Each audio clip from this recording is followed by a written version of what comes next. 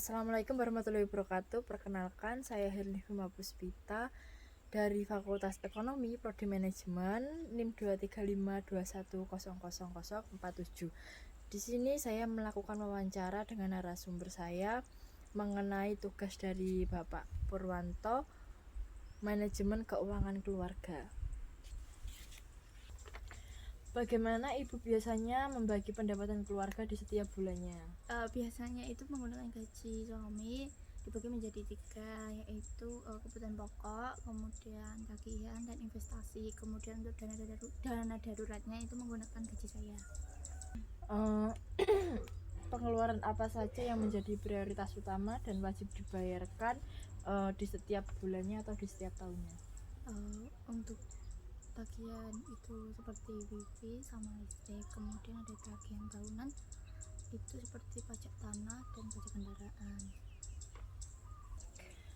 Lalu bagaimana cara Ibu membedakan mana yang termasuk kebutuhan pokok dan mana yang hanya keinginan agar pengeluaran di rumah tangga Ibu tidak membengkak? Untuk kebutuhan pokok itu ya seperti dari peralatan rumah tangga, seperti dari makan, kemudian bahan pokok, kemudian dari cuci baju, cuci piring, semua pembersih.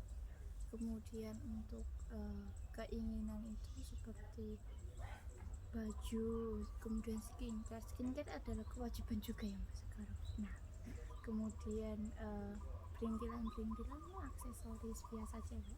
Oke.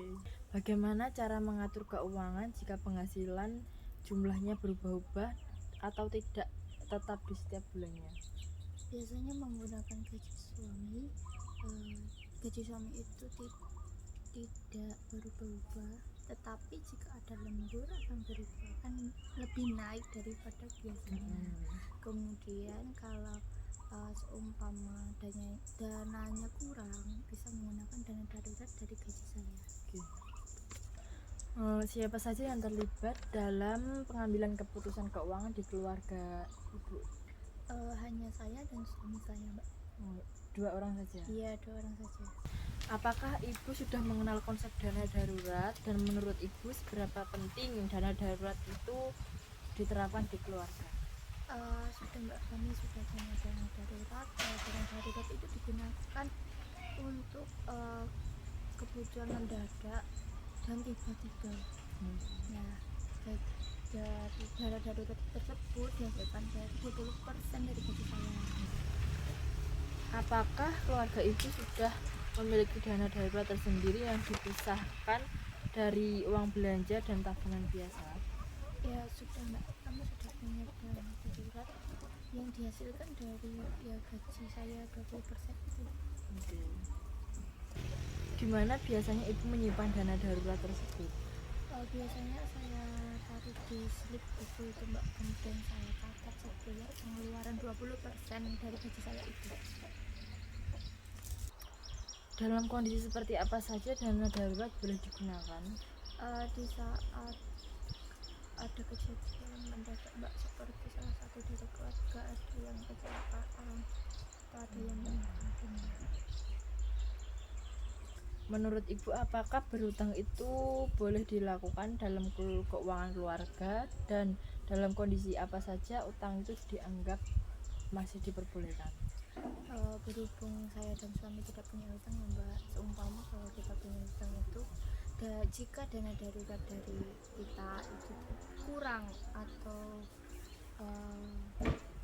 dia kurang, kami akan mengambil hutang di bank. Jadi disarankan untuk mengambil di bank aja. Apakah keluarga Ibu sudah memiliki asuransi dan jenis asuransi apa saja yang dimiliki Ibu dengan suami? Kami sudah mempunyai BPJS Ketenagakerjaan Mbak. Jadi itu bayarnya dipotong dari gaji saya dan gaji suami. Apakah Ibu sudah pernah mendengar atau mencoba untuk berinvestasi? Sudah Mbak, kami sudah mempunyai emas batangan. Itu kami beli di saat harga emas turun. Nanti kami akan jualnya ketika harga naik. harga emas naik. Apa strategi atau trik andalan ibu agar belanja kebutuhan sehari-hari bisa hemat dan tidak boros? Biasanya saya itu membeli di Mitra Mbak. Kan di Mitra biasanya itu potongannya lebih besar, kemudian ada beli satu gratis satu, beli dua gratis satu gitu.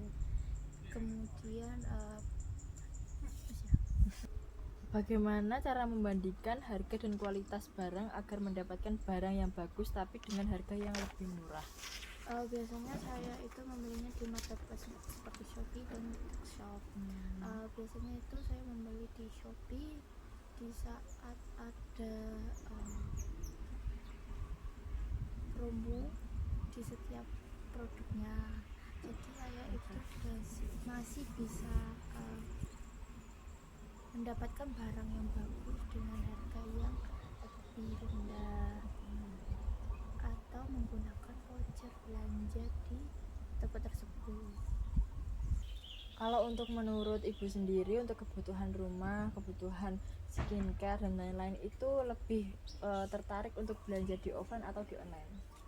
Saya lebih tertarik di online sih Mbak. Harganya kan lebih murah daripada di offline. Tetapi di online kan kita tidak tahu ya secara langsung, secara fisiknya itu gimana.